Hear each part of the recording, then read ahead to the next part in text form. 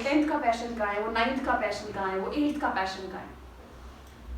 मैं सिर्फ इतना बताना चाहती हूँ, उसके बाद मैंने जो तैयारी स्टार्ट करी सिविल सर्विसेज की, तो मैं कौन से सब्जेक्ट पढ़ रही हूँ? हिस्ट्री। मैंने 26 साल की उम्र में वो पढ़ना शुरू किया जो मुझे 10वीं के बाद पढ़ना चाहिए था, और वो मैंने पढ़ना शुरू किया। मैंने हिस्ट्री पढ़ी दोबारा से, मैंने 8th क्लास से लेके 12th क्लास की एनसीईआरटी की हिस्ट्री पढ़ी। देखो जो तुम लोग अब पढ़ रहे हो वो मैंने 26 साल की उम्र में आके पढ़ा है। तो मुझे ये बता दो कितना डिले हो गया है। आपकी क्या उम्र है? 15। हाँ, 15 साल और 26 साल, इतना बड़ा गैप। कहाँ गई वो लाइफ, कहाँ गई? माई पॉइंट इज कि अगर मेरे पास थोड़ी सी नॉलेज होती, गाइडेंस होती, हमारे पेरेंट्स को भी नहीं पता होता, उनकी गलती नहीं है। हम सब एक रैट रेस में भाग रहे हैं, आप लोग नहीं भाग रहे हैं। जो नहीं भाग रहे हैं, I really salute you and your parents कि आप लोगों ने एक यूनिक पाथ चुना है। एक टाइम था जब ये बोला जाता था जो बच्चा आर्ट्स रखता है वो नालायक है। सच बोल रही हूँ? Yes, ma'am. और हमारी क्लास के बहुत सारे बच्चे हैं जो आपके साथ में होंगे बैचमेट, साइंस वाले और मैथ्स वाले, वो चलते भी बड़े स्टाइल से। क्यों? क्योंकि हमने क्या रखा है, पता नहीं क्या फतेह कर लिए। भूल जाओ ये, उनको छोड़ दो, इस फूफा में उनको रहने दो, क्योंकि वो भी मेरी तरह जब 26 साल के होंगे तब उनको रियलाइज होगा कि बहुत बड़ी गड़बड़ कर दी है अगर उनका साइंस पैशन नहीं था। फर्स्ट इंपॉर्टेंट थिंग इज अपने अंदर हीन भावना नहीं लानी। ये मैं सब बच्चों को जाके बोलती हूँ। आर्ट्स रखा है, हिस्ट्री रखा है, you can be anything, you can be historian.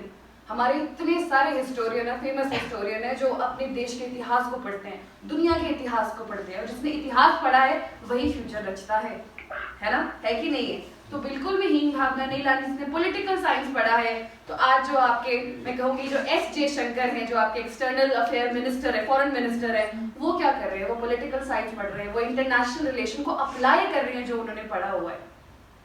तो प्लीज आर्ट्स के सब्जेक्ट को हल्के मत लेना। आज मैं ऑफिसर हूँ, मेरे से भी बड़े बहुत सारे ऑफिसर्स हैं, वो कैसे ऑफिसर बने हैं? मूल मंत्र एक है, अपनी एनसीईआरटी को उन्होंने अच्छे से पढ़ा है। अपनी एनसीईआरटी 8 से लेके 12 तक की एनसीईआरटी को उन्होंने रट्टा मारा है, इतना रट्टा मारा है, इतना रट्टा मारा है कि बस कोई हद नहीं है। मैं क्यों बोलना चाहती हूँ? बिकॉज आप लोगों ने अगर ये सब्जेक्ट चुने हैं तो आपके पास एक बहुत बड़ी फील्ड खुल जाती है। You can be officers, you can be anything you want. Important है कि हमारे पास पहले जगह नहीं होती थी पढ़ने के लिए। आप लोग इतने लकी हैं, मुझे अपनी पढ़ने की तैयारी करने के लिए हिमाचल छोड़ के चंडीगढ़ जाना पड़ा, क्योंकि चंडीगढ़ में एटमॉस्फेयर था, पढ़ने का एटमॉस्फेयर था। कुल्लू में भी शायद एटमॉस्फेयर इतना है नहीं है ना? क्योंकि आप लोगों को भी जब कोई बोलता होगा तो आप लोगों को फटाफट एप्पल के साथ कनेक्ट कर देते होंगे, है ना? भाई तेरे तो सेब है, भाई तुझे तो बिजनेस करना होगा, भाई तुझे तो पैराग्लाइडिंग का वो खोलना होगा। ये वाला है ना? ऐसा नहीं है। कुल्लू अब चेंज हो रहा है और आप ही चेंजिंग एजेंट्स हैं। एजुकेशन बहुत इंपॉर्टेंट है। Education is the most important and powerful tool in the world यार। कुछ भी एजुकेशन से हो सकता है। कोई अगर बिजनेस भी करना चाहता है ना, अगर वो एजुकेटेड है तो वो उसमें इनोवेशन लाएगा। वो सिंपल बिजनेस नहीं होगा कोई एनी बिजनेस चलता फिरता ना, फिर वो करोड़ों का बिजनेस होगा। The point is whatever you do in life, do it 100% and excel in life. किसी भी फील्ड में टूरिज्म करना है तो वर्ल्ड का टॉप क्लास टूरिज्म करो। जॉब करनी है तो वर्ल्ड क्लास अपना बेस्ट सर्विस दो, ह्यूमैनिटी को सर्विस दो, जहां सर्व कर रहे हो उसको बेस्ट दो। तो मैं बस इतना बोलना चाहती हूँ, आप लोग इतने लकी हैं कि अटल ज्ञान केंद्र का कॉन्सेप्ट आपके पंचायत में आया। अब हम अपने घर के कंफर्ट में, घर के खाने के कंफर्ट में, माँ का प्यार, पापा की डांट, ये सब करते करते हम अपने सपनों को पूरा करेंगे। इस स्पेस को यूटिलाइज करो, इस स्पेस को एक सपने की तरह देखो। ये आप लोगों का विजन रूम होना चाहिए। जब यहाँ आए तो डिस्कस करो कि यार तू क्या करना चाहता है यार। अगर हमें तैयारी करनी है किसी एग्जाम की, अब कुछ प्रॉब्लम नहीं है। आज कंप्यूटर्स आए हैं, आपके पास 3 कंप्यूटर्स आए हैं। आप YouTube पे जाओ, सर्च करो। ऑफिसर बनना चाहते हो, देश का सबसे बड़ा ऑफिसर बनना चाहते हो, देश के सबसे बड़े मंत्री बनना चाहते हो, कुछ भी बनना चाहते हो तो आपके पास YouTube है, उसको सर्च करो। कुछ मटेरियल डाउनलोड करना चाहते हो तो आज यहाँ 3 प्रिंटर भी हाइड्रो पावर प्रोजेक्ट वाले लेकर आए हैं आपके लिए। तो आप लोग मटेरियल को प्रिंट कर सकते हो, वरना बाहर जाके पता है कितना महंगा लग रहा है ना, पैसे लगते हैं, तो वो भी वेस्ट नहीं करने पड़ेंगे। All the resources are being given to you. Depends on you कि आप उसको कैसे यूटिलाइज करते हो। और साथ में कंप्यूटर और प्रिंटर्स के साथ आपको 400 बुक्स दी जा रही हैं आज। सो प्लीज अपनी एनसीईआरटीज के साथ साथ दिन में चाहे 20 मिनट ही निकालो, अच्छी किताबें पढ़ो। पंचतंत्र की कहानियां हैं, इतनी अच्छी अच्छी कहानियां हैं। ये हमारी जो इंडियन कहानियां हैं ना, ये बेसिकली जो फोकलोर्स होती हैं वो है। जो आपके दादा दादी सुनाते थे, अब मेरे तो दादी नहीं रही, तो वो मुझे जो कहानियाँ सुनाती थी वैसी ही किताबें आपको यहाँ पे मिलेगी।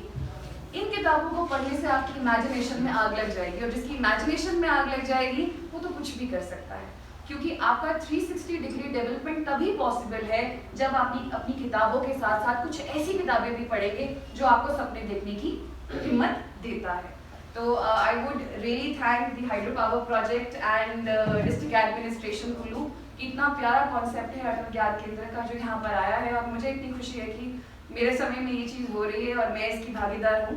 तो मैं आप लोगों को बस धन्यवाद करना चाहती हूँ, और बच्चों अच्छे से पढ़ो, यूटिलाइज करो, ये टाइम दोबारा नहीं आएगा। Thank you. हाँ विपाशा, आप ये बताओ आर्ट्स क्यों रखा? कुछ तो होगा, नंबर अच्छे आते थे हिस्ट्री में या सोशल साइंस में, नंबर अच्छे आते थे। वेरी गुड, मतलब कि विपाशा ने अपना पैशन परस्यू किया, जो उसको अच्छा लगता था उसने वही किया। तो एक जोरदार तालियां बजाओ। अब मुझे आप त्रिमूर्ति बताएं कि आर्ट्स क्यों रखा? सेम रीजन है, कुछ और रीजन है? पक्का?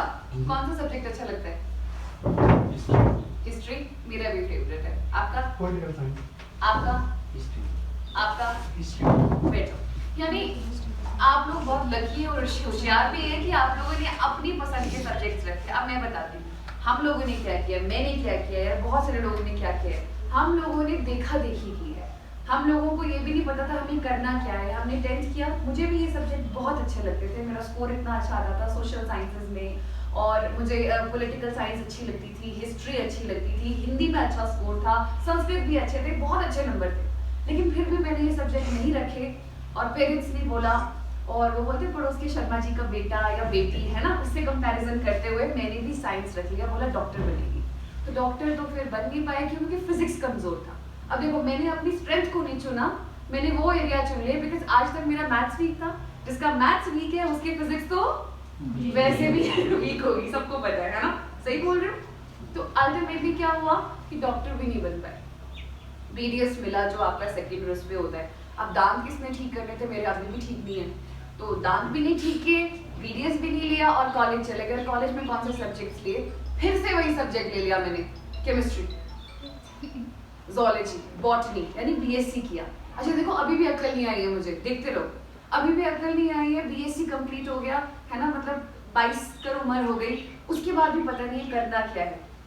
फिर मैंने मास्टर्स कर लिया, जो कि बहुत सारे बच्चे और पेरेंट्स बोलते भी हैं, बीएससी कर लिया है तो चलो एमएससी कर लो, यही बोलते हैं ना। किसी को कोई क्लू ही नहीं है, किसी को कोई आइडिया ही नहीं है कि बीएससी के बाद एमएससी क्यों करना है, और किसी को ये भी नहीं पता कि क्या एमएससी के बाद आपको जॉब मिल रही है। जवाब है बहुत बड़ा नहीं, नो। मैं 26 साल की हूँ, 26 साल अभी नहीं हूँ, सॉरी अभी 30 साल की हूँ। मैं 26 साल की थी जब मैंने अपनी बेसिकली मेरा मास्टर्स जो है वो कंप्लीट हो गया। अभी भी मुझे नहीं पता मुझे क्या करना है, अभी भी जॉब नहीं है मेरे पास, अभी भी पेरेंट्स से ही पैसे आ रहे हैं घर से। तब सोच लो मतलब मेरी क्या हालत है। सब लोग मुझे पता है इंस्टाग्राम पे हैं, और एक मीम भी देखते हैं, वहाँ पे एक गाय पड़ी होती है ना बेड पे, तो उसमें लिखा होता है कि जब when you are 25 and you are not earning so your parents see you like this, है ना। तो वो वाला मीम जो है मेरी मदर मुझे रोज भेजती थी कि बेसिकली मैं ये हूँ, अभी तक 25-26 साल की होगी, नौकरी नहीं है, इतना कुछ भी नहीं है मतलब मेरे पास।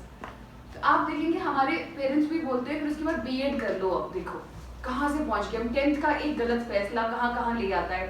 बीएड करने अगर कोई चला जाता तो फिर उसको तब भी जॉब नहीं, वहाँ पे कोई गारंटी ही नहीं है, अगर जॉब भी मिल